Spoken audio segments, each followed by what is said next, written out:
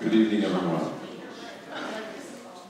A number of you have heard the biographies of the participants in Entanglements at least once today, so I may try to sneak a little dark matter into these just to keep you on your toes. Welcome to the first of two special event evening performances of poetry readings by the featured participants of the 2019 Granola Conference Entanglements, Conference on the Intersections of Poetry, Science, and Art at Wake Forest University. My name is Paul Bright. I'm the director of two galleries here at Wake Forest, Haynes Gallery and the Student Gallery Start. I'm also involved in some other things that I'll talk about tomorrow. Entanglements is made possible with the 2019 Granola Conference Award from the Wake Forest Humanities Institute and Granola House Museum of American Art to the conference convener, Amy Catanzano. The award is funded by a grant from the Andrew W. Mellon Foundation to Wake Forest. Entanglements is co-sponsored by the Humanities Institute with a major grant from the National Endowment for the Humanities, the Creative Writing minor in the Department of English, and interdisciplinary performance in the Liberal Arts Center, known in this corner of the cosmos as iPlace, here at Wake Forest. Thank you to the sponsors, and thanks to all of you for being here tonight. Please remember, following this evening's events, there will be a book signing in this very room, right over there. I want to let you know who tonight's performers and poets are. Amy Catanzano and Satya in collaboration, Andrew Joron, Will Alexander, and Ann Waldman. Amy Catanzano's writing moves within and between genres, often with a focus on the intersections of poetry, art, and branches of science such as physics and astronomy. She's the author of Starlight and 2 Million, a neo-scientific novella, winner of the Noemi Press Book Award in Fiction, Multiversal, a winner of the PEN USA Literary Book Award in Poetry, and the POL Prize from Fordham University Press. I Epiphany, published by Ann Waldman's independent press, individual essays and creative nonfiction, and digital poetry projects. As part of her investigative poetics, she conducts site visits to scientific research centers. With arts and humanities grants from Wake Forest, she's been an official visitor at CERN, in Switzerland, and elsewhere. And those of us remaining here are left more enthralled to gravity. In 2018, she was the inaugural poet in residence at the Simmons Center for Geometry and Physics at Stony Brook University. She's an associate professor and the poet in residence here at Wake Forest University and has an MFA from Iowa Writers Workshop. Satya is an astrophysicist working at the University of Rochester, where she is studying the distribution of matter in the universe in the era following the formation of the first stars and galaxies. In 2019, Gancho was featured in Forbes 30 Under 30 Europe version. She earned a bachelor's degree in fundamental physics and mathematics from the University of Paris 11 and the University of Lyon, a master's in high energy physics from the University of Paris 6, and a PhD in astronomy and astrophysics from the University of Barcelona. She was a Janus Fellow in 2008 and 2009, a CERN Fellow in 2011, and an FPI Fellow from 2014 to 2017. She works on the dark energy spectroscopic instrument, a large-scale cosmological survey that is well on its way to bringing the scientific community into a new era of understanding the universe, which I think we desperately need in these times, given that the old one is, as they say, not working. In addition to her work as a scientist, Gancho is an exponent of Odissi, one of the 8 classical dances of India. Please join me in welcoming Amy Catanzano and Satya Gancho.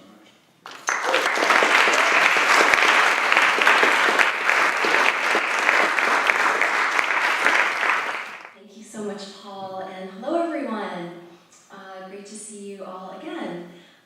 So this past December, Satya and I met in the Chilean Andes at the Cerro Tololo Inter-American Observatory, which houses the Victor M. Blanco 4-meter telescope. Cerro Tololo, which in Spanish means mountain at the edge of the abyss, is in a dark sky sanctuary. With an award from Wake Forest, I traveled to the observatory to conduct research on the dark energy survey an international collaboration of 400 scientists who research dark energy and its effect on the 13.7 billion year history of cosmic expansion. I was there with the director of the survey, astrophysicist Josh Freeman, who I met through my friend and colleague, Lynn Book. Satya was at Cerro Tololo for a different collaboration, DESI, that uses the Blanco telescope. Each night in the control room in the telescope, we conducted deep space observations of galaxies through live images being taken by the telescope above us. Dark energy composes about 75% of the known universe. As a term, dark energy signifies what is invisible or unknown. It may not be energy at all. It does not emit light. Gravity holds matter together. Dark energy's uniform negative pressure acts as a repulsive gravity at cosmological scales, pushing matter apart at large scales. This results in more space between galaxies and a bigger universe. The piece Satya and I are performing tonight draws from the book-length poem I wrote for the Dark Energy Survey upon my return. I wrote the poem to be discernible to physicists, poets, and general readers. In addition to her work as an astrophysicist, Satya is a practitioner of the classical Indian dance Odissi, which is over 2,000 years old. Its particular charm comes from its fluid, undulating movements. The hand gestures, each of them carrying meaning in the same way that sign language is used to communicate, is characteristic of Indian classical dance. Like most Indian classical art forms, it has a deep devotional aspect. Initially danced only in Hindu temples by pious women called Maharagis, Odissi made its way to the imperial courts during the Mughal era. The Odissi tradition was then carried by the Godipuas, young boys with a more acrobatic style. Odissi was reintroduced to the general public after the end of British colonization as part of the effort to revive traditional arts. In her creative work, Satya uses the Odissi framework as an alphabet to express her musings. We found it to be an alluring sight to join my poetry and poetics to Satya's scientific and artistic sensibilities in order to commemorate our shared experience at the observatory. This is At the Edge of the Abyss, a danced poem. Here at Cerro Tololo, at the dark edge of the abyss is outer space, and the edge is a mirror catching light, and a camera pointing to it from Earth. Here at Cerro Tololo, a furnace of galaxies spirals the heart, weaving sparks and thick mists. Each galaxy is a performance, hypnotizing space with world motions that reach the eyes, which telescope outwards to see the universe and inward to see themselves. The eyes that see themselves have supermassive black holes in their centers, dark pupils surrounded by galactic structures, moved away from the other galaxies beyond them, and those galaxies are moved away too, resulting in more space between galaxies and at an accelerating rate. If galaxies are island universes, as Immanuel Kant describes, space is an ocean larger than the universe that contains it. What kind of ship is needed to sail this sea? All hands on deck, says Josh Freeman in the control room of the Victor M. Blanco 4-meter telescope. The grid of tiles containing the raw images of galaxies comes from a grid of detectors inside the dark energy camera in the telescope above us. The mirror in the telescope that faces the cosmos is a single piece of glass. Michael Palmer says, rather than gazing into the mirror or holding the mirror up to nature, poets pass through the looking glass into the domain of psyche, dream, and counter-logicality, where poetic logic operates beyond the constraints of narrative unity, ordinary perception, and traditional formal boundaries. I pass through the mirror so frequently. I live on the other side, which is in the mirror itself.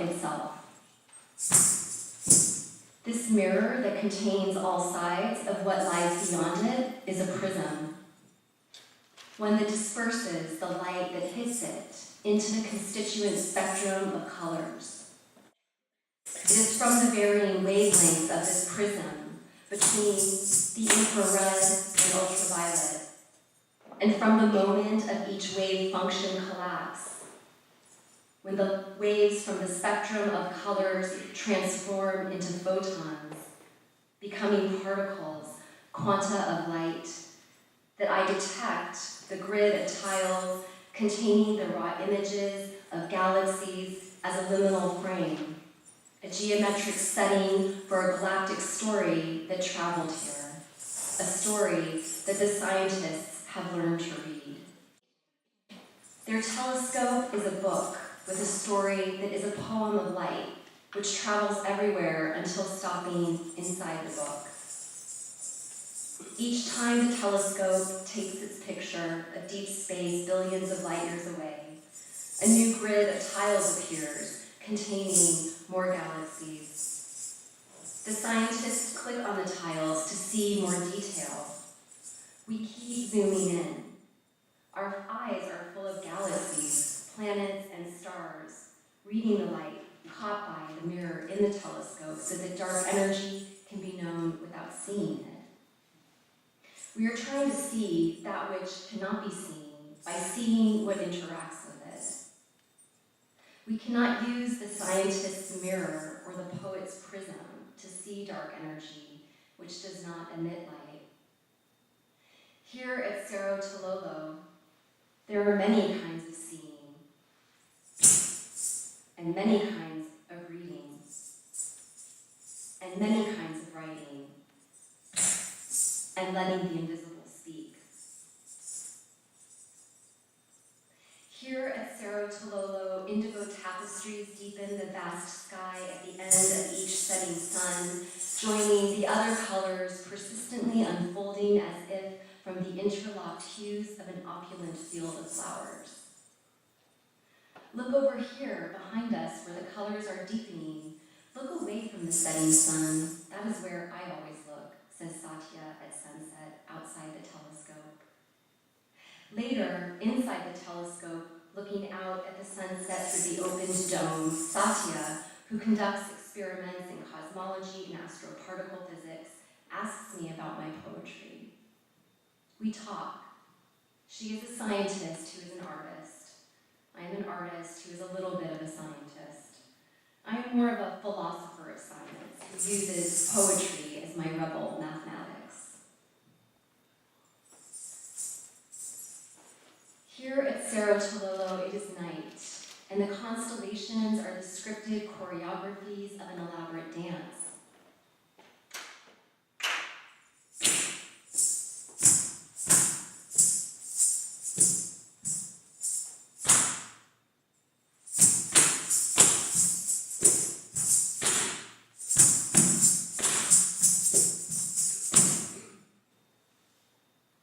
Here is the uncertain sight of weightless threads in the dark between innumerable lights, like bright nettings of neural networks. Here, the garland strands of the Milky Way look sewn by hand.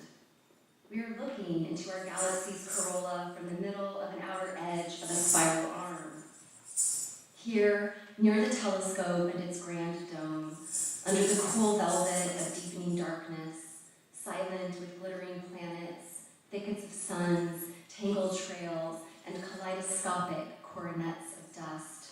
We are not at the beginning of something, nor at the end of it, but in the middle, which is a place.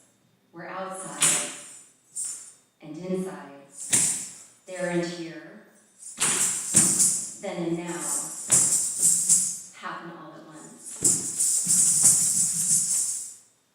After moonset at Cerro Tololo, when darkness releases the night into a shelter of fixed glyphs, I imagine the sum of mountains turning into a poem not yet read, undetectable in the dark. Shooting stars are like errant letters, sweeping diagonally and down the sky into valleys obscured by dark. I know the stars land there in the poem that was the sum of mountains, awaiting to be rearranged at dawn's first light. First light is the first set of photons landing on imaging chips in a camera on a telescope. First light makes the first image of what was once dark. One of the first images by the Dark Energy Survey is galaxy NCG 1365, a barred spiral in the Fornax furnace cluster. With filters and false color, it appears as a fiery flower frozen in bloom. When I asked Josh for a Dark Energy Survey image he liked, he gave me galaxy NCG 1365 since it was from the survey's first light. The next night, in the telescope's control room, I wrote the first lines of this poem, describing a furnace of galaxies in a heart, traveling upward through the deep space of a chest, then toward an eye hypnotized by the galaxy's swirling spiral arms. I read these lines of poetry to Josh and Satya outside under the night sky. They held their phones next to my notebook so that I could see in the dark. Josh said he liked my use of telescope, which I used as a verb. It was my poem's first light. At the observatory, like in a poem, we see differently in the dark. We have to give our eyes time to adjust. The eyes begin to see what they could not in the night sky, which in a poem is a page. When they do begin to see, the eyes have become more like the place they want to enter. Thank you.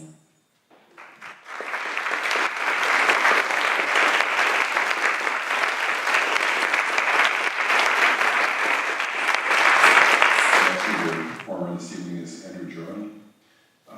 Andrew Joron is the author of The Absolute Letter, a collection of poems by Flood Editions, Trans Archive, new and selected poems published by City Lights Books, The Removes, published by Hard Press, Fathom, published by Black Square Editions, The Sound Mirror, published by Flood Editions, The Quiet Zero, a selection of his prose poems and critical essays, was published by Counterpath Press. From the German, he has translated the literary essays of Marxist utopian philosopher Ernst Bloch, in an edition by Stanford University Press, and The Perpetual Motion Machine by proto-data fantasist Paul Schierhardt. Joron got his start as a writer in the science fiction genre and soon moved toward the avant-garde, producing a form of surrealist science fiction poetry. Professor Joseph Donahue at Duke University has written that had Wallace Stevens met Isaac Asimov in heaven, Joron's poems would be the transcript of their talk. In The Nation magazine, critic Steve Evans compared Joron's later poetry, which combines scientific and philosophical ideas with the sonic properties of language, to the work of Russian futurist Velimir Khlebnikov. In a recent interview with Joshua Wiener in the Chicago Review, Joron spoke about his poetics, which seeks to synthesize neo-surrealism with a scientific study of complex systems. Joron is presently engaged in translating the scientific notebooks of German romantic poet Novalis into English. As a musician, Joron plays the theremin, a gesture-activated electronic instrument, in experimental and free jazz ensembles, but not, as far as I know, with Radiohead. He is an assistant professor of creative writing at San Francisco State University. Please join me in welcoming Andrew Joron.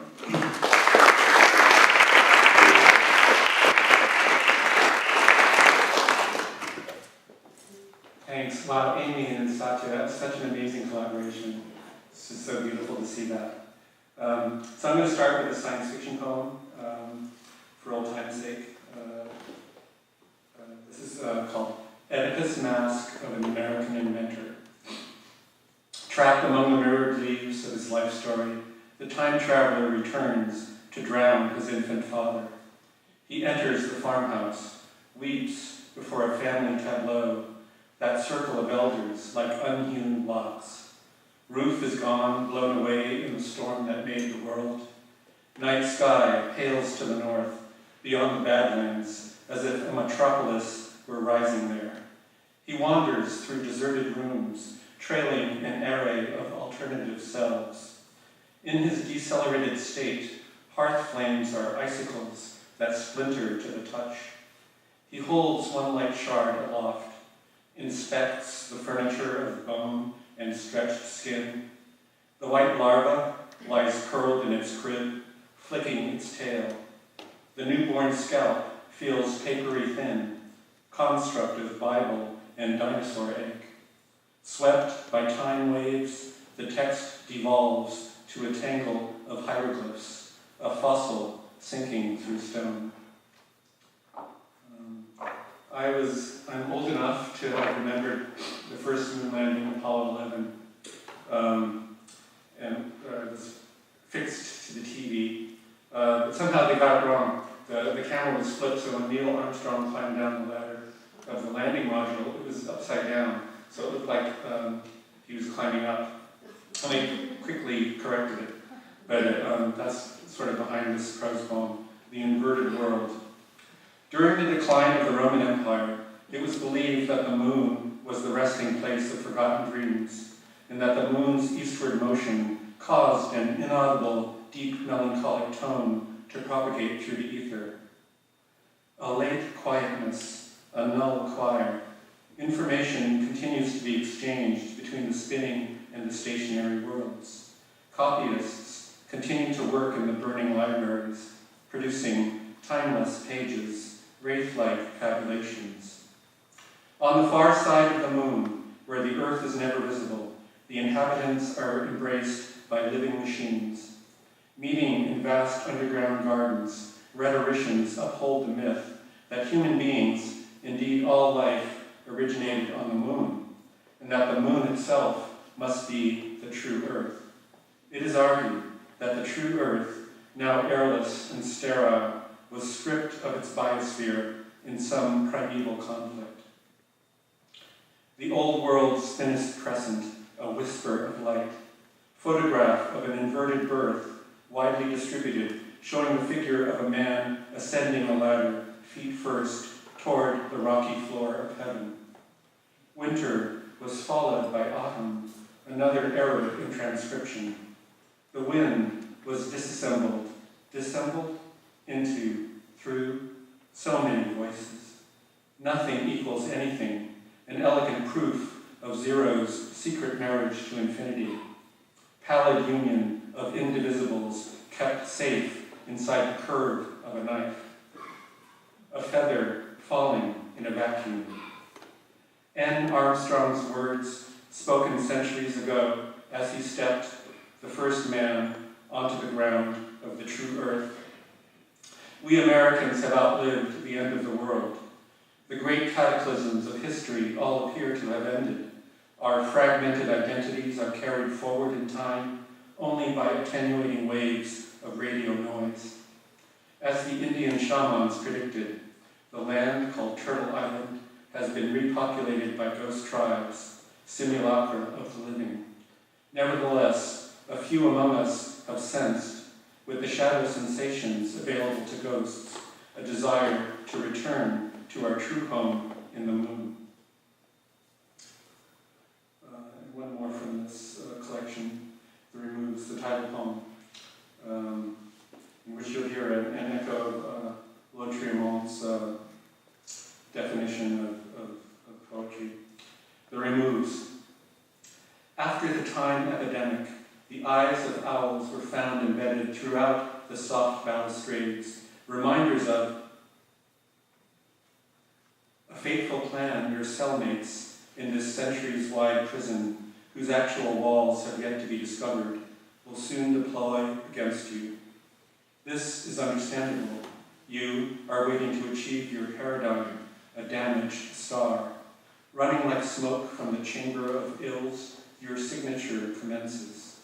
Against the operations of chance, you write, it is sufficient to call upon the sign of the umbrella, that which opens outward, or the sewing machine, that which stitches together, inasmuch as meaning will be defined systematically as a series of openings and closings upon the dissecting table of language.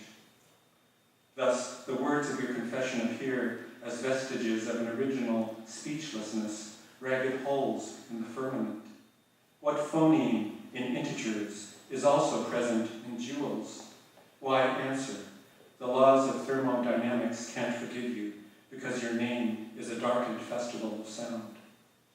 Here then is the gift of your exhaustion, a precious animal stroked to transparency. Here too is a windowless sunset, its proof scratched out by the charred branches of your eyes. Your pursuers, inevitable, still trust in the parallelism of acts where desires converge. Yet space itself must be spoken aloud, the emanation of a veil. Okay, and then I'm going to switch over to Transarchive and read the title poem from the top.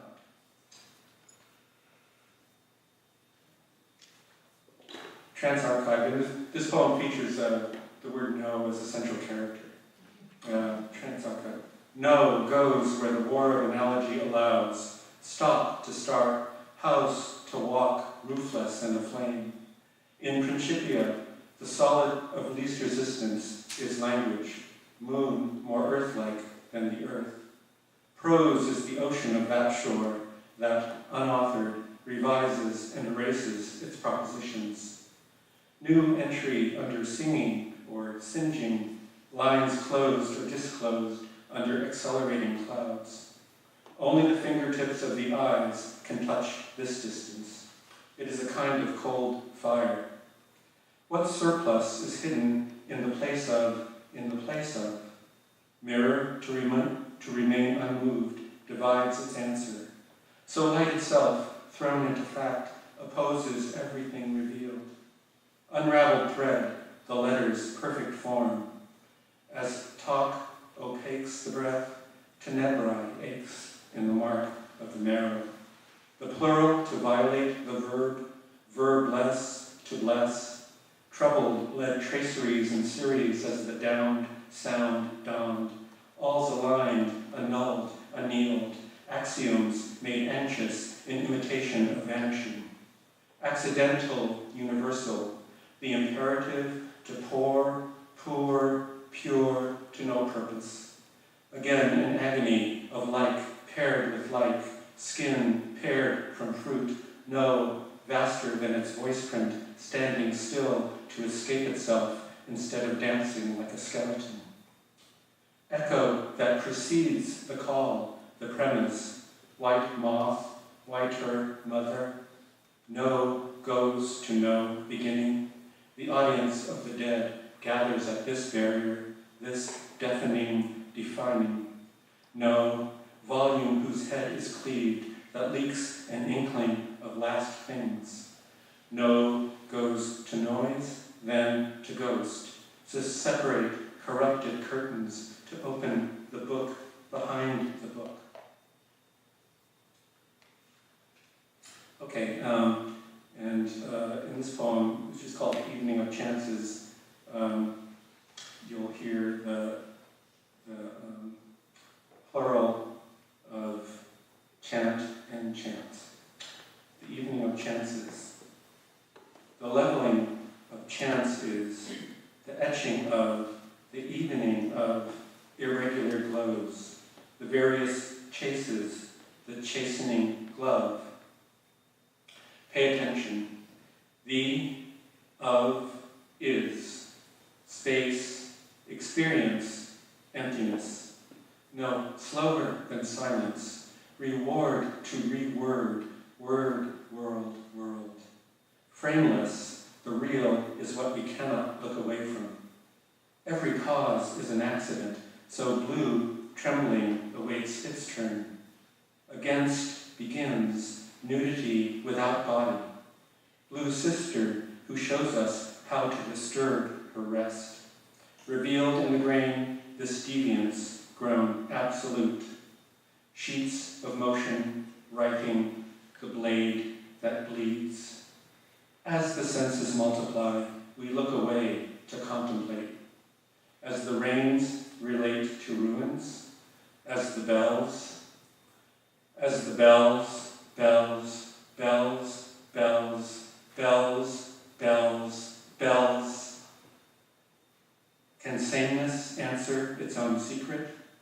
Here, the rains relate to ruins, and a dead tree has walked across the desert. Such pauses repeat, but never return. Structure stretches into content as trace over trance. Let X represent the human cipher in a pose of astonishment. The future past is understood. We will have existed. Understood here means unsheltered, not stood under, similar to a prayer's elongated figure. Cold noise collects in the listening devices, all blues and sciences.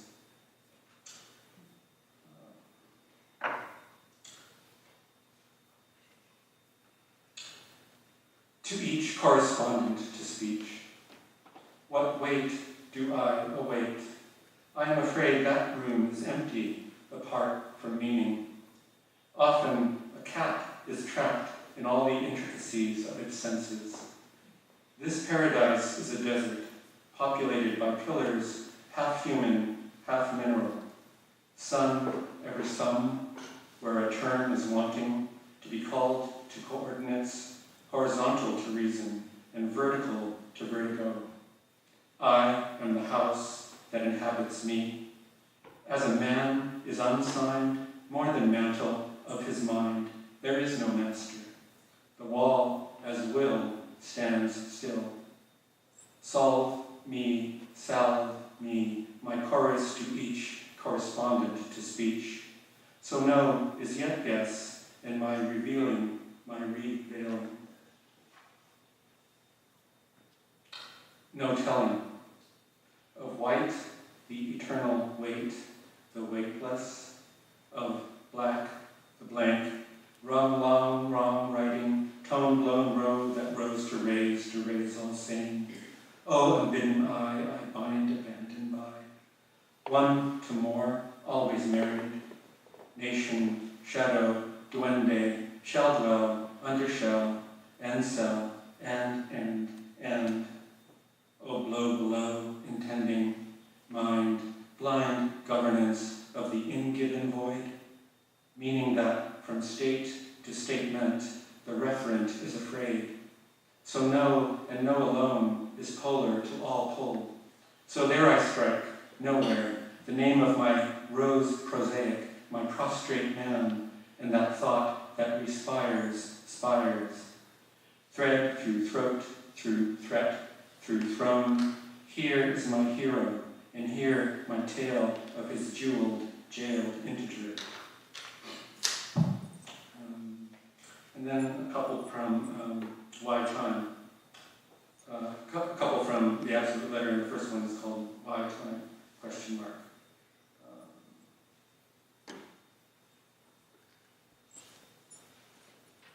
This poem is dedicated to David Meltzer. Why time? Stand outside to know why. Once unknown noun, you had no need of the verb to be outside of time. Nothing repeats, nothing is exact.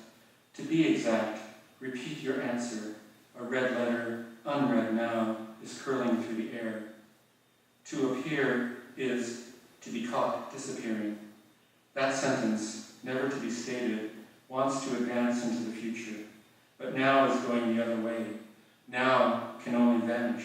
You can't stay here. Time is not a container, but a point of contact. Because you and I have names, we stand in the way of whatever wants to meet here. In the old book, all or nothing has a name. Most names seem ciphers for suffering, but words desert their owners, until we track them down in the desert. What comes first partakes of nothing. Therefore, if we can grasp anything, we can grasp only what comes second. These letters fell out of time. E, I, N, S, O, F. The wine glass fell slowly to the floor and shattered, soundlessly. The spilled liquid immediately assumed the shape of the universe. Truth of mind over matter, an ant script?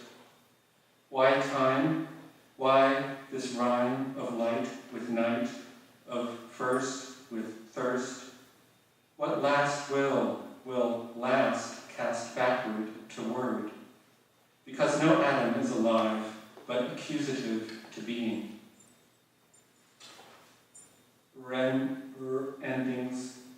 Endings, mendings, the job of legend, this ending of, rending, mending, sending, this ending of, this sounding of, the anti-angel. Say, unsay, snake wheel, o noose of gnosis, unlikely likeness, no eyes, no yes.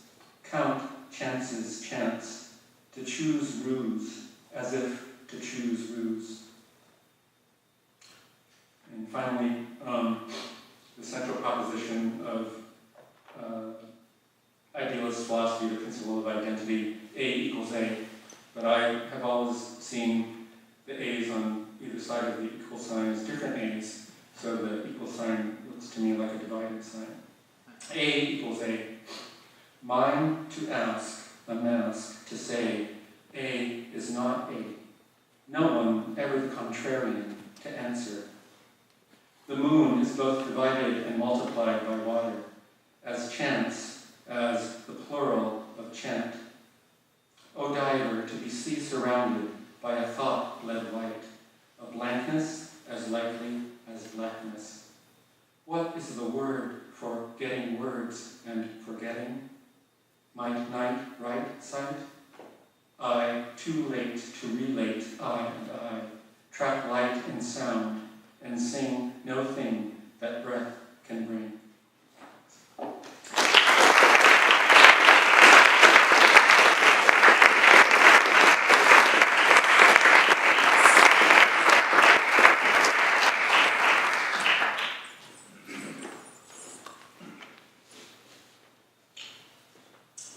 Our next reader this evening will be Will Alexander. Will Alexander is a poet, novelist, playwright, aphorisist, essayist, visual artist, and pianist. He has written over 30 books and chapbooks, including Compression and Purity, published by City Lights Books, and The Sri Lankan Laksadharam, published by New Directions. He is the recipient of a Whiting Fellowship for Poetry and a California Arts Council Fellowship, a Penn Oakland Award, an American Book Award, and the Jackson Prize for Poetry. Alexander is taught at the Jack Kerouac School of Disembodied Poetics at Thorvald University, the University of California, Hofstra University, and other institutions. He is currently the poet in residence at the Beyond Baroque Literary Foundation in Venice, California. In discussing a passage from Alexander's book, Towards the Primeval Lightning Field, poet Clayton Eshelman has written, "The desire in such writing is for a paradise of language, for the creation in language of a reality that uses particles from the observational world to foment interlocking non sequitur constellations that ignite new constellations as they burst." Poet Harriet Mullen, writing in an issue of Callaloo, says, "The domain of poet Will Alexander's nervy curiosity ranges from the icy Himalayas to African savannas, from physics, astronomy, and music to alchemy, philosophy, and painting. Orishas, angels, and ghosts all sing to this poet, instructing him in their art of verbal flight. This is a poet whose lexicon, a glossary of vertigo, might be culled from the complete holdings of a reconstituted Alexandrian library endowed for the next millennium, which I think we need to start reconstituting immediately, in the cloud, but especially on the ground. Please join me in welcoming Will Alexander.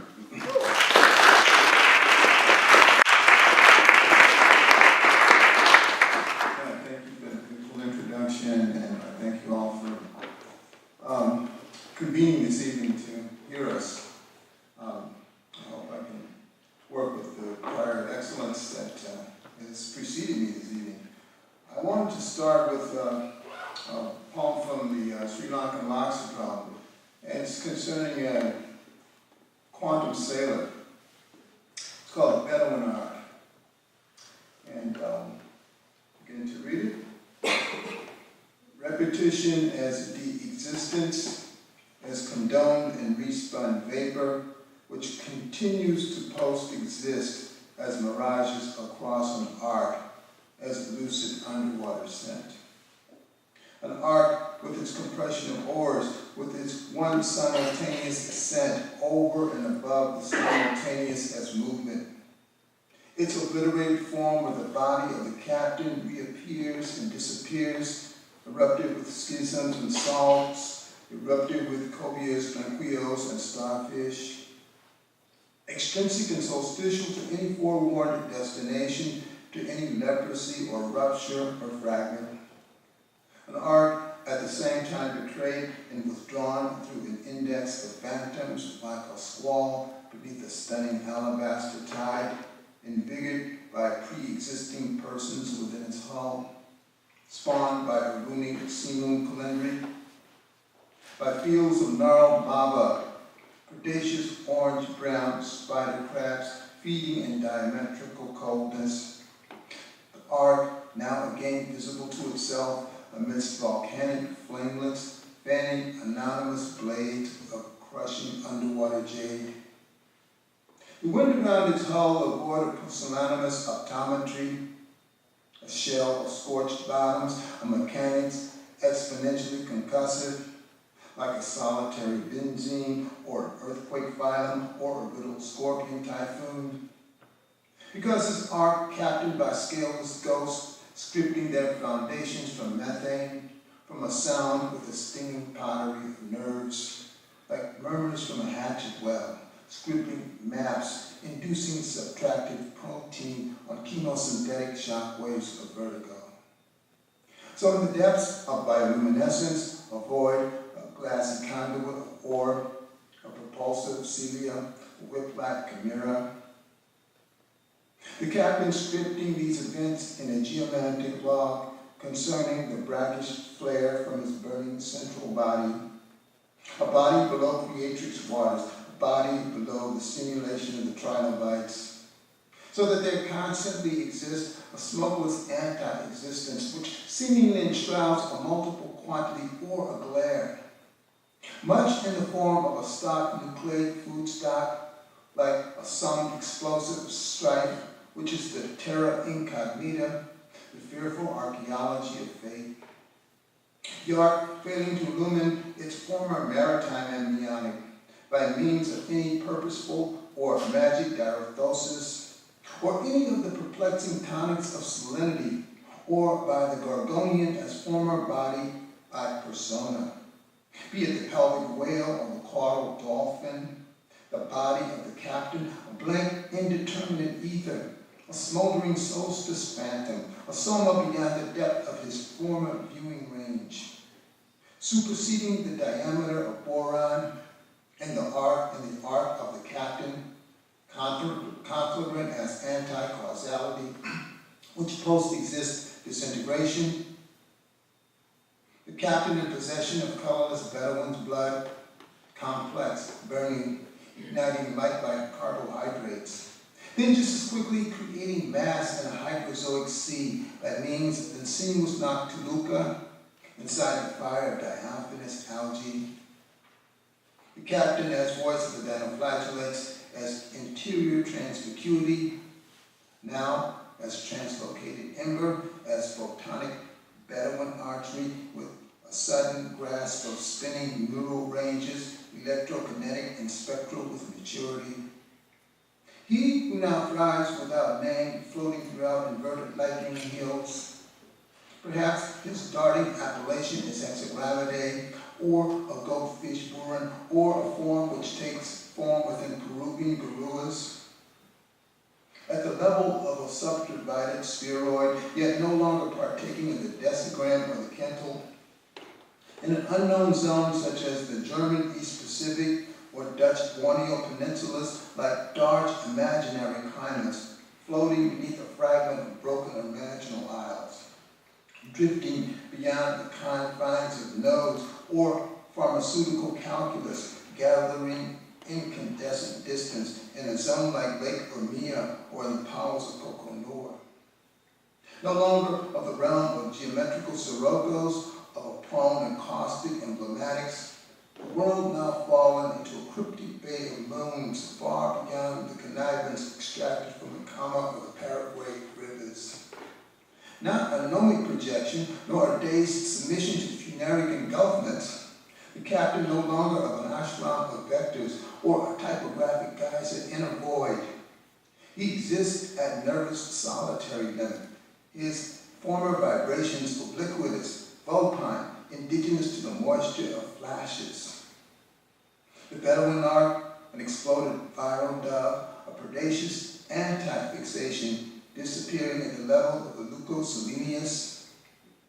Then the wasp, the sessile medusas, the hydrozoan jellyfish, like obliterated bells, like the eye in depolarized coronas, seeing susurras, seeing fire in the form of entangled isolations, in the arc of neuron, in the spark of a dark infinity. And I'll continue forward in this book. The Nexus of Phantoms. In a lorikeet cave, motions exist of disintegrated swans in a translocated lake brimming with harvested poisons sealed by corruptive postmortems. Such swans, staggered by microbial reasoning, their aggressive nest, anatomical with anomaly, with drifts of strenuous incarnadine leanings, with a thirst which hurdles conspiratorial invasives, alive with coronal oceanics, open like a clouded trail of endings. Analogous with the hawks, the pelicans, the mergansers, perhaps with the petrels and the gannets, under the power of darted mocking orations. The swans looking back on solemn blood perusal like a form of death breaking roses on the shore. It is the example of phonograms of lost and compacted lenses turning within a charismatic fall line, or an isonet, or what an avian would announce in Greenland as a katabatic wind. The swans, like a haze of magnetism, or implied gondola locations where the scent of each lorikeet is consumed and brought to dazzling eclipse refulgence. In another foci, in another depth, their form self-challenged in a cloak of suns, their power de-revealed with 7 moons burning reduced to 2 intense incendiary magnets. And these incendiary magnets lack a nexus of phantoms, scattered across a geometric optometry. And as I've said on other occasions, poetry to me is being in a river of poetry. And it goes and it flows, and it just like a quantum bubble, something pops up. And you just write it, and it comes to you. You don't search it out, it comes to you. And as I say to others, so it's so powerful that it could come in a setting like this where something comes to me and I'm talking to you and I'm wanting to write something down or I'm reading something else. So I've developed techniques over time to accommodate that. And it's so powerful that it'll start to emerge in between phone conversations. So I have to, I write between pauses, if you can imagine. It forms an incredible concentration. So I will do another longer piece, couple longer pieces as well. This is, I normally read this poem. It's from the Compression and Purity volume. It's called The Blood Penguin. And at a former time, as we all know in this audience, with the oxygen in the atmosphere, things grew much larger than they do at present. And these were formidable beings. And so this is one of them speaking.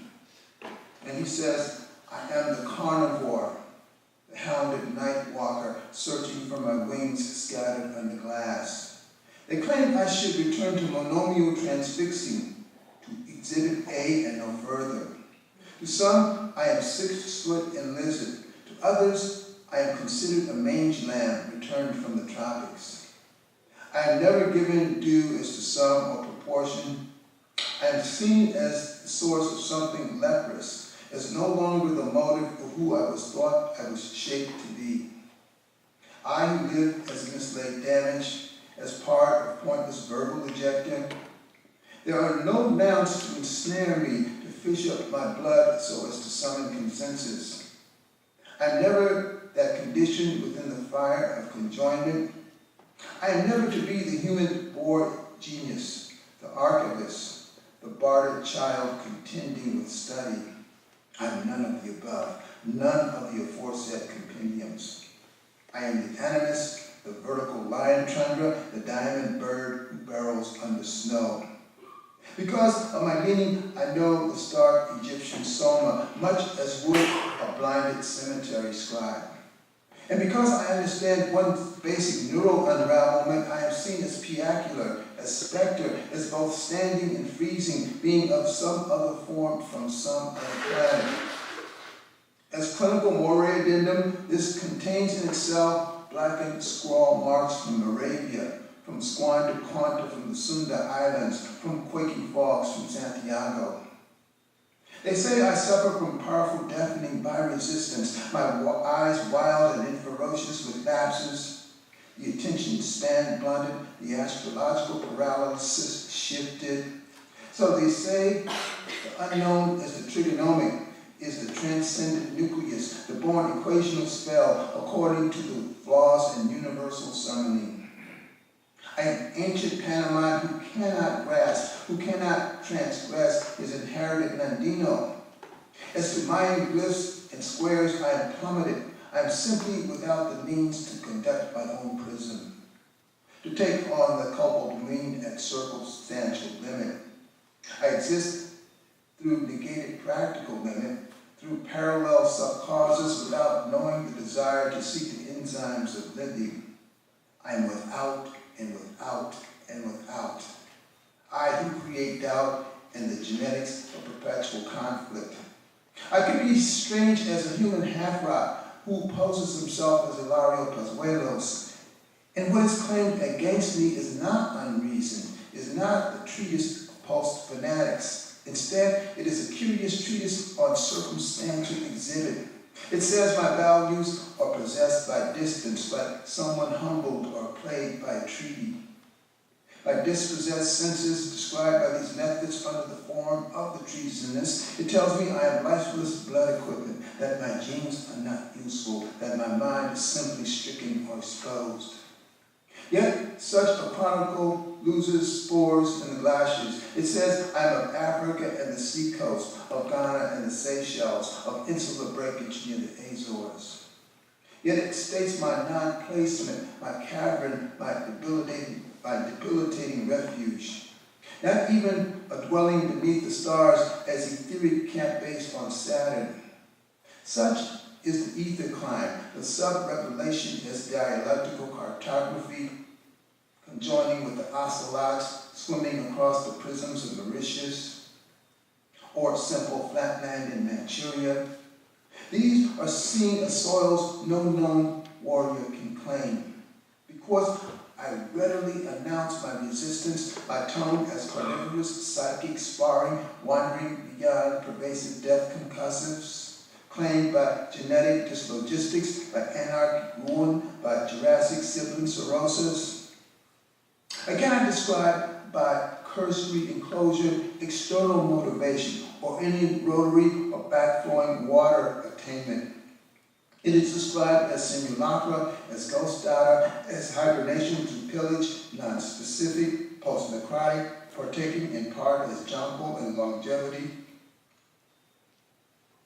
Of course, the cells blaze, infinity evolves, the monsoons project through containment, yet nothing resolves, nothing forbears and is clement. I exist as steep electrical ice, asking myself spells of pointless dominating fuels. Within this agnostic current, I describe myself as one who's hellish, who's buried his weight with a double insistence, who seems to sleep in a brazen cylinder of peril. Then, after a pause in listening, calling myself the blood penguin, embraced by squalls, by an oily and misshapen blinding. You know, I guess I'm known for doing very, very long poems. Extended poems, and some, they range up to, 600 pages, the largest one. We're still looking at that, but When I do small poems, I'm getting very interested in doing more compressed work now. Just started, sometimes your mind shifts naturally. I learned one of the great books of wisdom from my understanding, to my understanding, is out of print now. It's the Letters of Joron. Fabulous in terms of the teaching of wisdom. When the temperature shifts from one canvas to another, or one period to another, and how one's behavior begins to shift in terms of climate, psychic climate, as it moves and develops, and it casts light on your former activities and leads you forward into your coming activity. And so these particular poems were just jotted down, and just naturally, and everything I hear I put down. So, and this was just called the Cosmos' Fragment. A bell in a grotto, a sun with its flame riveted inside a selva. And we'll try just two more here, small ones, and we will, beginning after existence. On the threshing floor there are spiders which astonish, with replications which irradiate, which strike resistance, which terrify, which defoil carnivorous amoebas, with each fiber, with each mandible, with each blood knot gone astray, flailing, embryonic, shifting out of red or exerted magma, threading their way throughout a melanotic angle into ghostly osmosis. And this was entitled The Zodiacal Instinct. To coordinate tigers, to look into the bright domain of sullen activity is to walk on threads, is to hallucinate navamshas. In the midst of liminal, in the cranial foundation, there are colors which erupt into a blankness which reconnoiters, which re-erupts into ratio, into earthquake curricula, in which a form of flames spirals frayed at its core by potentia. And on another plane, absorbing a tumbled foci, absorbing verdurous angularities with blackened electron resistance, with a coiled and perfidious complication like a foul in a blazeless solar ocean, scattering its sound across noiseless sodium rejoinders. And we'll do a couple extra here. One of my favorite, most influential people in my poetic journey has been a gentleman from Peru, and you all know him as Cesar Vallejo, a true poet. I mean, the British critic some years ago, Martin Seymour Smith, said that he was the most essential poet of the 20th century because he got down to the level of the scraping and the pure sound, without embellishing it. And I always tell people that if they want to really listen to Vallejo, put on a record of Eric Dolphy, and then read a few lines of the trills. Listen to Alto Lunch and listen to trills. You hear similarities there. And so this is a poem, and I think I'll end with this one. This is called Combustion and Linkage. It's for Cesar Vallejo. And Cesar had, was always on the run from the authorities. They chased him out of, I think it was France, Spain. He was in Paris at times, going through refuge for sustenance. And whereas other people were living in luxury and refinement, and so, I always tended to, work with that kind of energy. Being a working class person, you know what it's like, to just get by sometimes and continue to write. So I really admire that about him. And it's just a quote from Vallejo: "I'm brooding on life, brooding slowly on the strength of the torrent." He says, "I ascribe to you combustive ozone and witness, a rhythmic triune inferno, acidic soil and self-leakage. Your legacy being assaulted by a tragic torrent, like a courier compounded in a blizzard of whispers.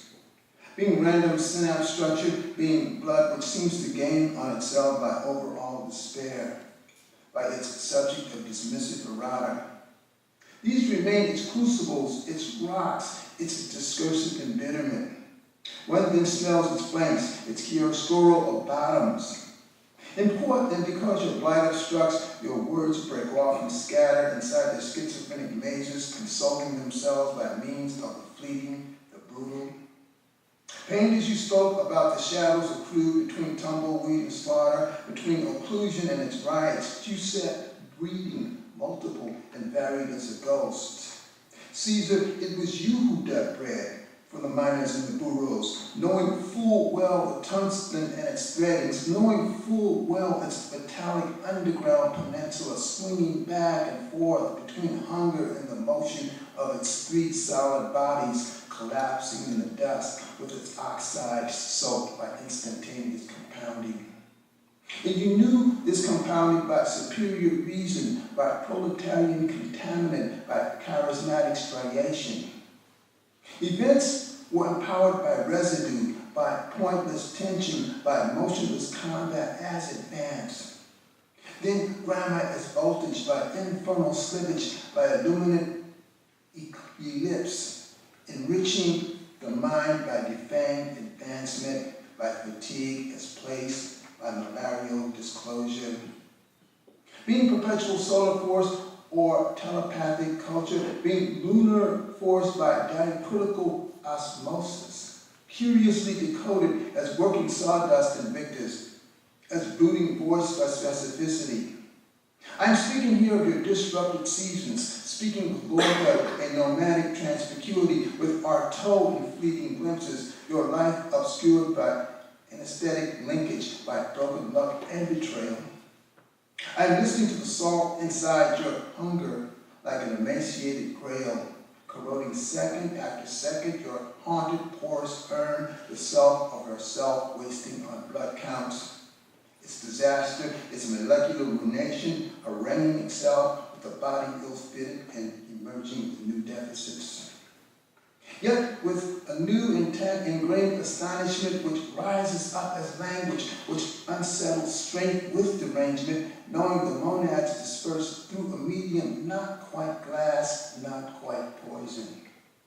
Not quite the power of a prone or visible galaxy, an enigmatic heresy, a surge through alien verbal fauna, like a burned monomial wool forming into blisters, into suns which extract the metaphysical from mystery. And it was by this grace you called on Marx, on Feuerbach, on Hegel. You described descriptive neural banter as partial centigrade rotation, like ammoniated refuse setting fire to the skin. This was your workbook, Caesar, precipitous with pressure, with logarithmics as jeopardy. You were the body which dwelled inside the Yokohama seaquake, from which birds broke loose as ammoniated spells. Then the Tellurian opposition of the simplistic hyrax, or the terse dysfunctional serval, parallel and cunning by indifferent roulette. The vivacity then stunning, like the memory as oral parasite, as stained but provocative ambrosia.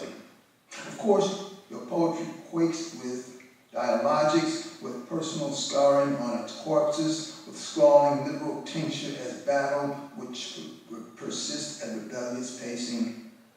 It continues to know in the present the Hegelian splinters, the variable eye and its blindness being a warped and contagious recognition. So when your brooding went astray, it further increased your wrath, your spellbound Naumachia struggling out of stone, akin to Soutine with inner gulf-stone etching. I think about the early loss of love, the bogus jailing in Trujillo, the residue from fallible personal exhaustives. Again, the splintered Catholic agenda, the derived tendency from the herd, allowing your view of the parochial tone as a misplaced inferno. Of course, you lived in an unknown furnace as a wasted forensic salt count, as domestic abutment, as feral living arrangement. You fed on harassment, you took in coated peasant sugar, living on caffeine, on a factual kind of hummus. There was always about you this alien kindling, this speculation as dread. You were the immaculate saboteur, the incognito footman, your auric faint fumes partially illumined by furtive candelabra. I can think of nothing less than incendiary deepening, than precocious enciphering being the call and response of alien falcons and sea hares. Your irrational range, true suffering as flamboyance, as starving carnivore, as disappearance. As a result, your ghost no longer casts image like ether in silk or an echo within an elevated mayhem. Your territory vehement, your self-gambling panic. You took risks against deception, against abduction and bitterness, always encountering a swamp of locusts and phosphines. You remained for me the introvert, hidden with cattle, with proletarian morale. At times, your voice extinguished and the chronicles exchanged in the fauna of your wayward measuring sands, calling up vacuums written in vicuna, through fabulous confounding, through anarcho-visceral cascade, like unstructured findings, curiously filtered through a partially constricted gullet. You who called on the deafness of God, on secretive personal ascension with the fleas shorn from your hide as you propounded to the end the fuels in your fiendish mineral ballistics. In the end, Vallejo, your weight, your attenuated positrons fighting for every inch of ground, for every coating in the trachea, seeming to condense as a bedlam of study, or a curious momentary eel ensconced with a scarred Newtonian floating. Thank you.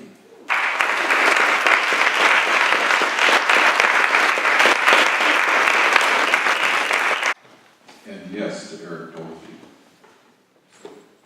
Our next presenter this evening really doesn't need an introduction. I could just say her name and we could leave it at that. But Anne Waldman is a world-renowned poet, performer, professor, editor, cultural activist, and co-founder with Allen Ginsberg of the Jack Kerouac School of Disembodied Poetics in Boulder at Northern University, the first Buddhist-inspired university in the Western Hemisphere.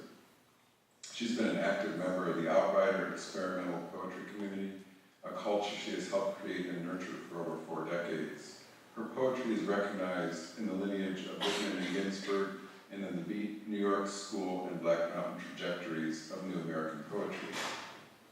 In New York City, she helped found the Poetry Project and directed it for 10 years. She's the author of over 50 books of poetry, including the mini-classic Fast Speaking Woman, a collection of essays entitled Vow to Poetry, and several selected editions. She has concentrated on the long poem as a form of cultural intervention, and her monumental anti-war feminist epic, the Iovis Trilogy, Colors and the Mechanism of Concealment, a 25-year project, won the Penn Center Award for Poetry. Waldman's major publishers are Penguin Poets and Coffee House Press. Her most recent book is Trickster Feminism, from Penguin. According to the poet and scholar Lynn Heginian, if I got that right, Waldman's recent collection, Voices, Daughter of a Heart Yet to Be Born, brings Waldman's work into the more intimate and paradoxical folds of poetic and prophetic knowledge. Waldman is the recipient of the Shelley Memorial Award, a Guggenheim Fellowship, and is the former chancellor of the Academy of American Poets. She performs and lectures at festivals and conferences around the world, and her work has been translated into numerous languages. She is Distinguished Professor of Poetry and Artistic Director of the Summer Writing Program at Naropa, where she curates writing festivals with innovative themes. Publishers Weekly has referred to Waldman as a countercultural giant. Please welcome him.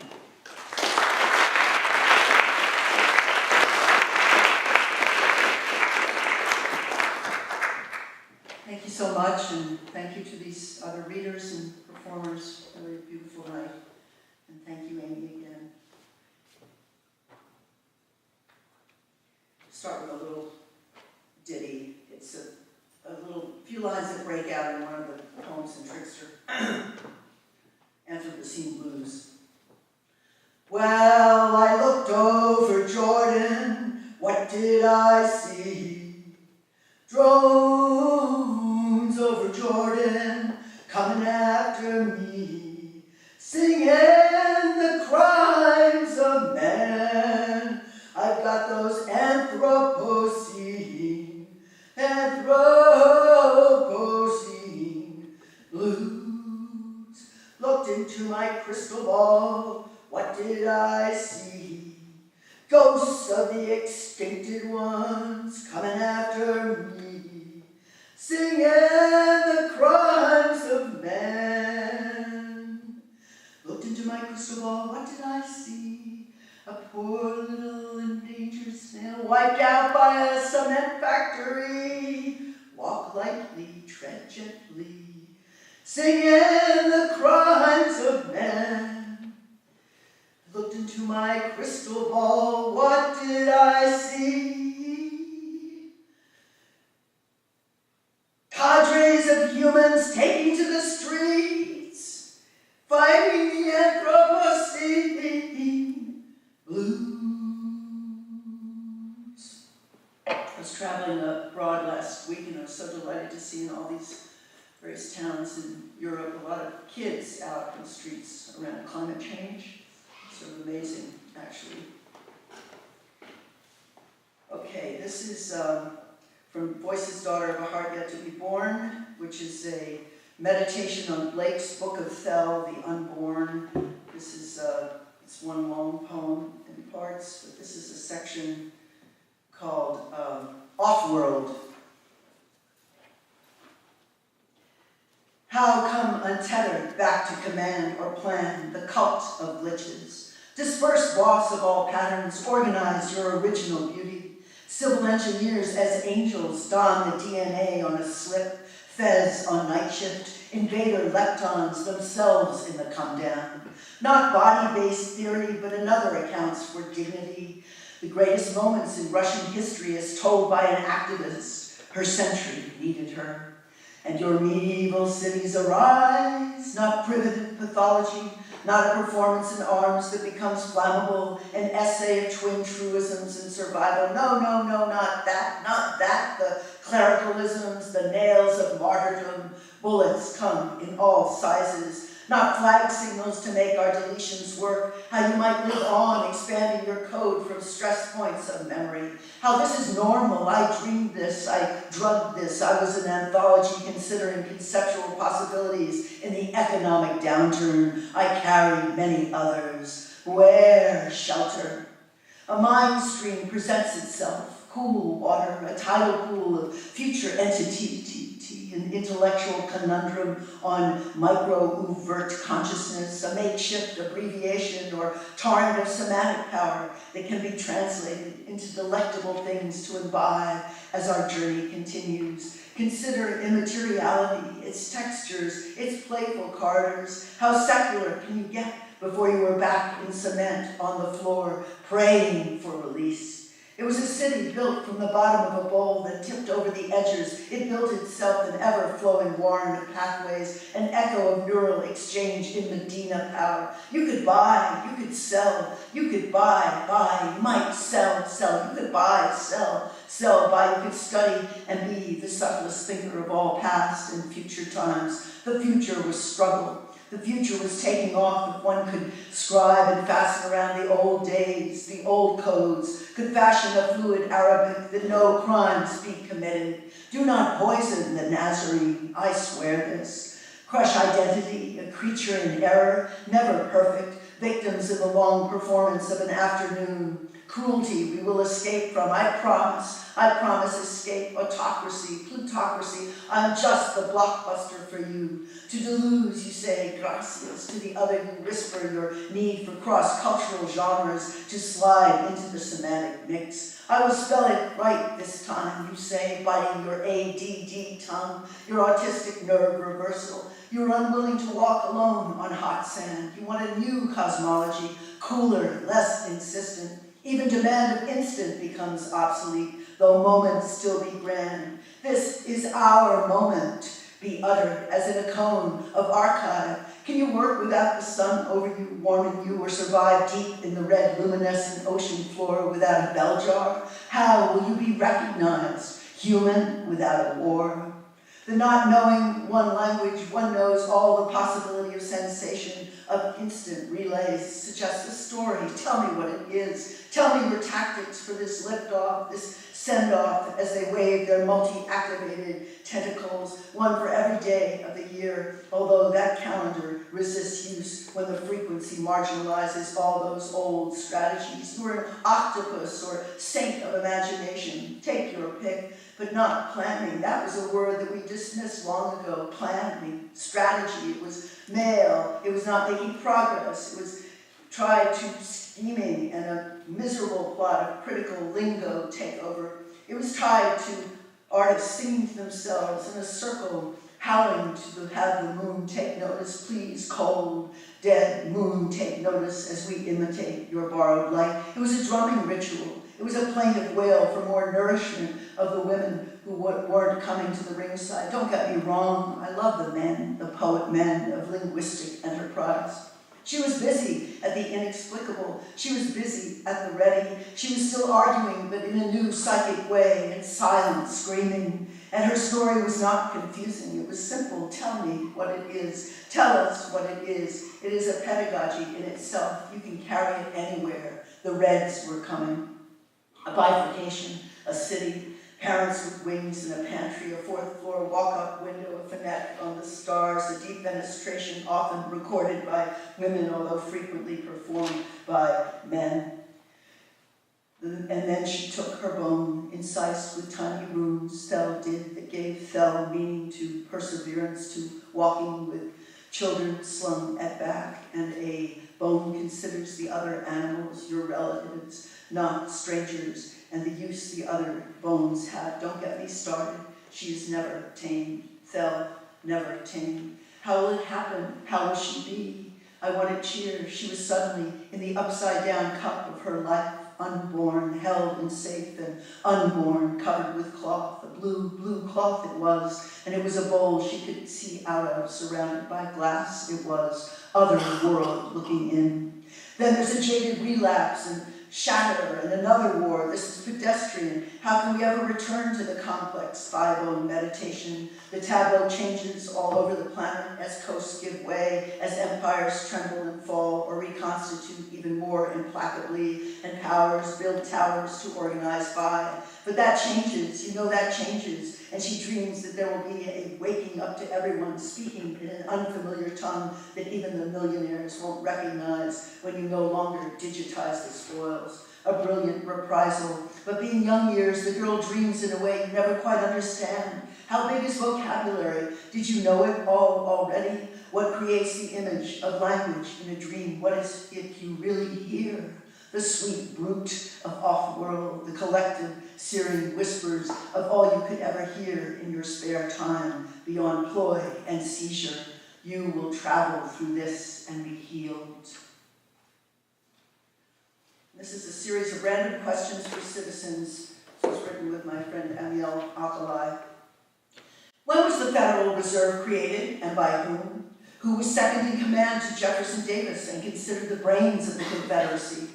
What was the primary material factor in British sea domination? What was Ezra Pound right about? How many things don't make sense about the Bering Straits theory of migration? What might that mean?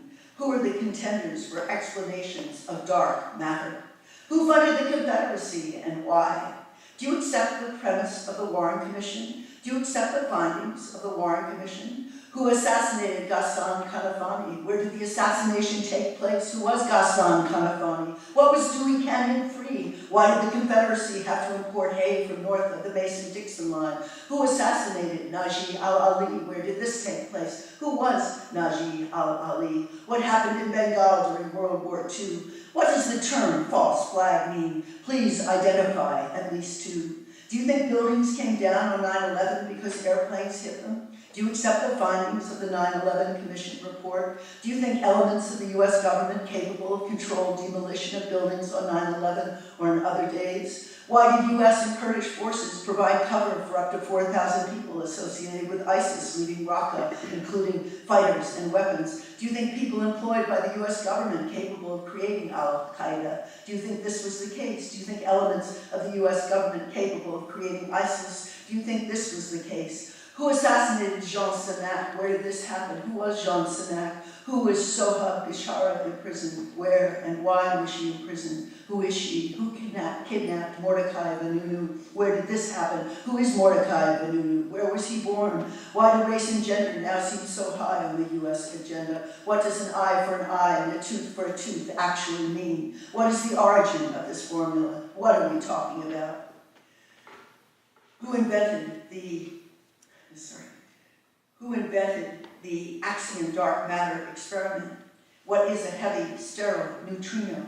Why doesn't the Confederacy die? Who backs it? Why is it getting away with so much this late in the game? Who are the big brokers? What does the caliphate want?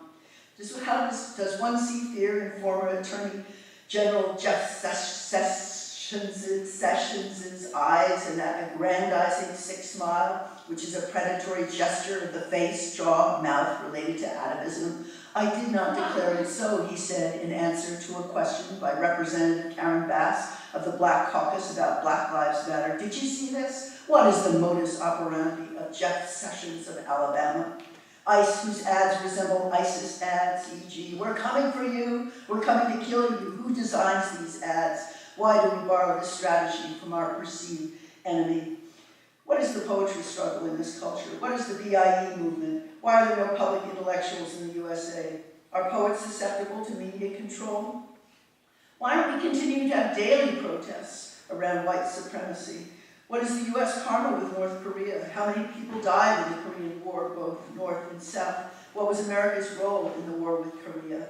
Who is Judah Benjamin? Where does your water come from? Who holds power to the secret codes other than the US president? What is the battle between the law enforcement agencies? What is the Skia Maki? What are the Bilderberg meetings? What is your personal 100-year plan? Who are the Move 9? What does it mean to you to be a citizen? What was Albert Einstein right about? Who is Jigme Gyatso? What does skillful means mean to you? What is the gravitational wave? What is the origin of the term Capitalocene? Is anyone here working with We're Still In movements? What is the warmest year on record? How many immigrants are in US detention centers on any given day? What are plutonium pits? What are jellyfish babies? This is a little chant just for the Dalai Lama. 14th Dalai Lama.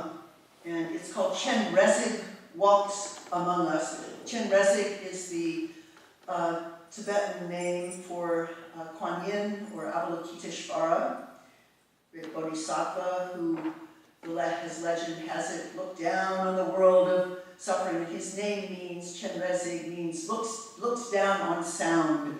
So he's looking down and hearing the sound rising up from the sentient beings on the planet and crying for succor, help. And he looks back and empties it of compassion again, carries on, and then turns back again. It's all filled up, so he has to keep going back and doing it over again and again. But in that process, develops more arms and hearts and eyes and pores in his body to help the sentient beings with their suffering.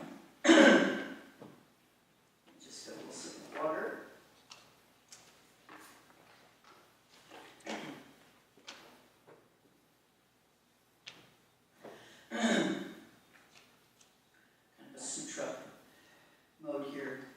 Swept away all suffering, gathered it up in a quantum leap, sucked it up till it returned. And when he looked back over his shoulder and saw all suffering come back in a great wave, all suffering riding in, filling up nooks and crannies and crevices and templates of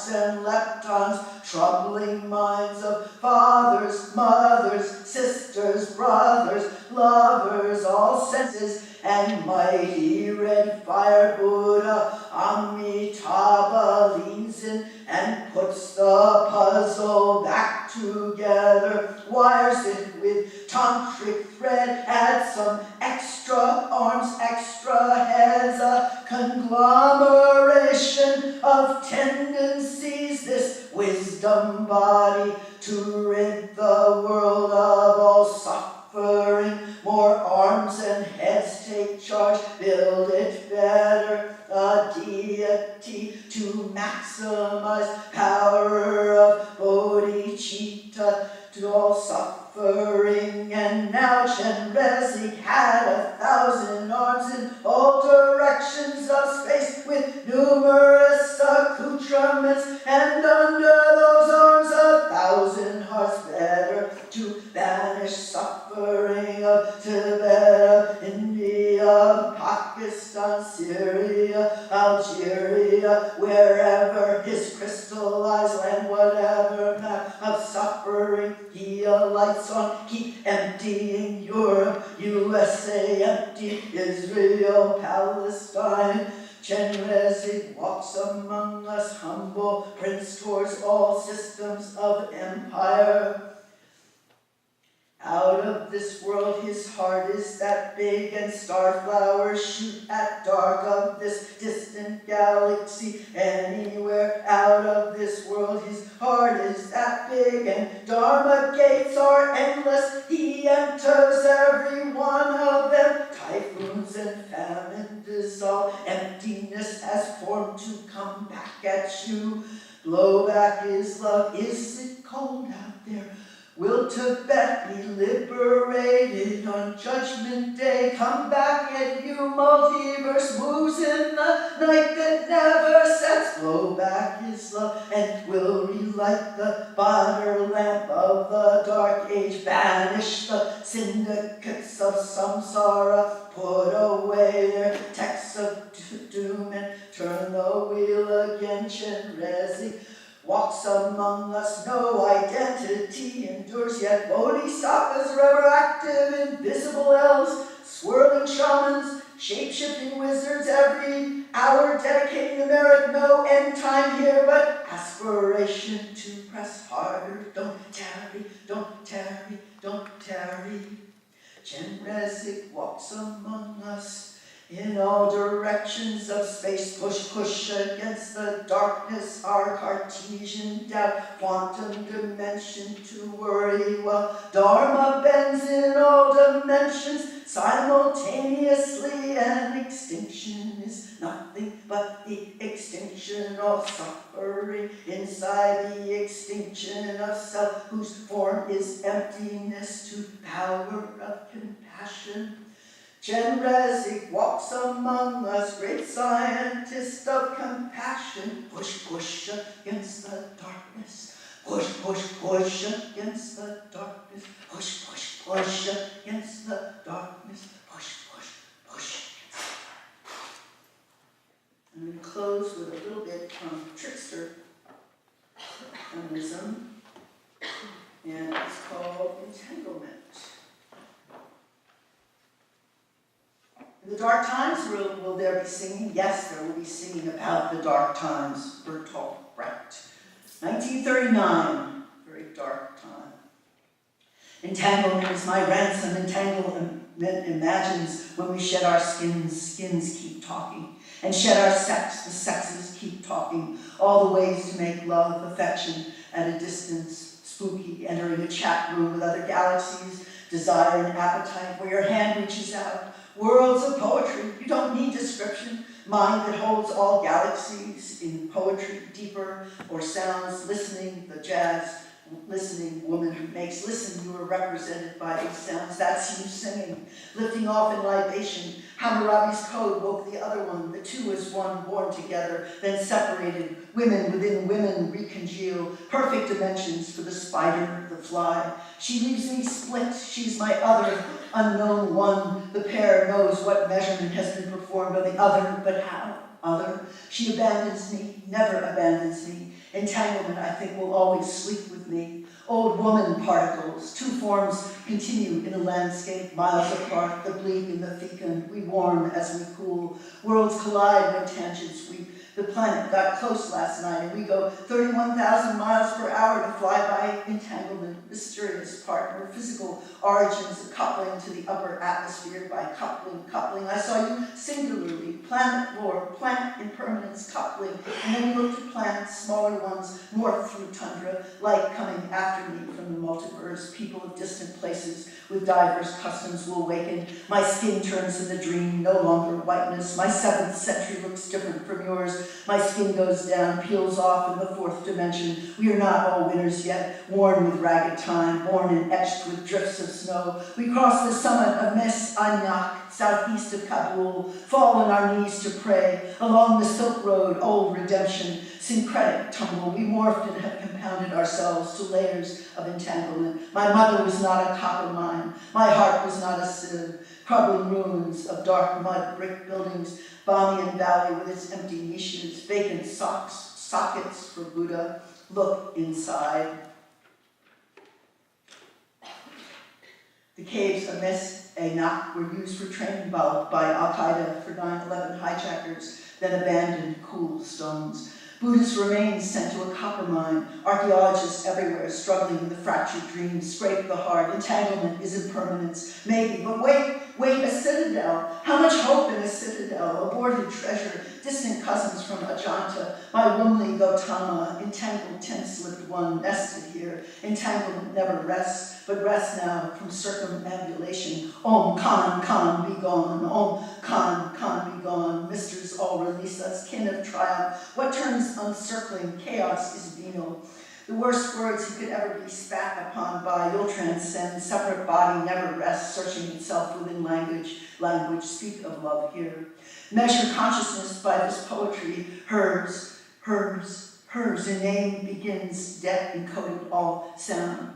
Theirs, spooks a name in mustard awe, trick of archives life, the mother. Come carry the sun outside, vibrational ones. See us in new light with old and modernist ancestors. A veil lifts, may all thinkers and mystics abound. A vie to see and moan. Ever circle around a name. Christine de Pizan, an appeasement. Greek crown, O win her.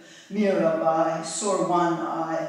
After bin caliph's tomb, a tongue, wallstone craft, bolt a ring declare, moans veil from young grave again, am Ali, girt intrudes in lay beings all grounded to this task, move century a few inches, Stein is stone, lore rhymes the sub-alt trees, Marian moored, an old linguistic stew, old trade lured, audio loud, ran the line over brooks, Barba guessed not to bury, died and deeds preem, kayaker sure, loud her back, ask a verger, may verse and brooch, hold esteem, mean alloy, am carsum, marabut, Bernadette, renew a glad man, jar not all even not least, omna bugesha, woe mean claw, din rank kin suit up, feet forward in the maelstrom. Entanglement, plaintive dawn song, alba, parting poets bid adieu, missing you, seeing you in a leaf, a shell, Carolise knee, Yvonne, rain, her, always remote, always inside me, puzzle of the poem, communicates, shape shifts behind trees, May burst a bruise, distill and seal measures for entanglement, longing to be enveloped, I lean miles, nor bay a seed full up, a word just out of reach when she had been in a sentence, tesserae, the fragments say something about song and vocal cords, about cultural devastation, don't like it, don't do it, don't like it, don't do it, don't like it, don't do it, the caliphate, earning millions from the sale of Assyrian artifacts, bastards of utopia. Any hope here? You have to figure it out for yourself. Cool task in Sicilianas. I stopped by the Mutanabi market in Baghdad. All the books were in goat, they were in lamb, they were in saffron, Arabic, a hunt. All the books were partitioned before and after crisis. Lay, deed, murmur, saw, kipu. The books were the key to the investigation of entanglement, science hard upon us, industry fighting my visionaries. Coal and oil are the enemies of my visionaries. In the Iroquois tradition, 7 generations look up. Look up from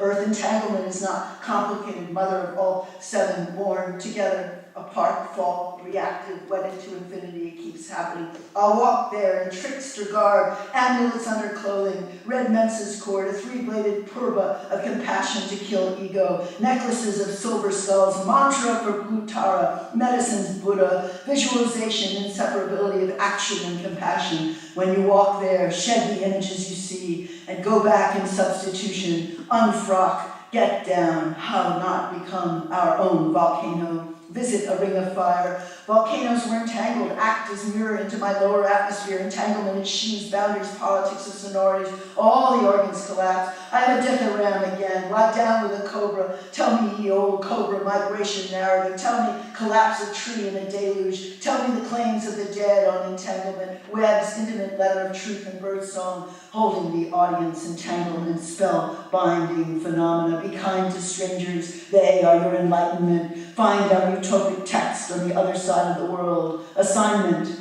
Find the perfect fifth wave feminism and think about how you would sing about it to the Kurdish women of Rojava, to the first person in the world.